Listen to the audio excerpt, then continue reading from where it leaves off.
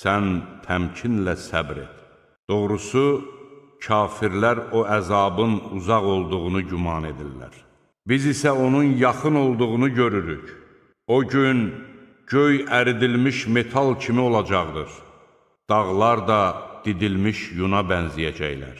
Dost dostunun halını xəbər almayacaq.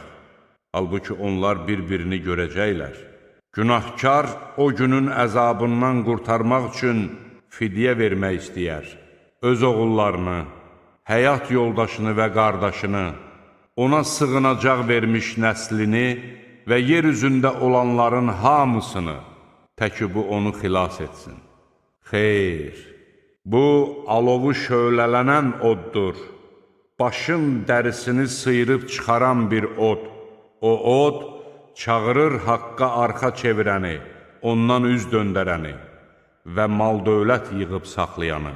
Həqiqətən insan kəm-hövsələ yaradılmışdır.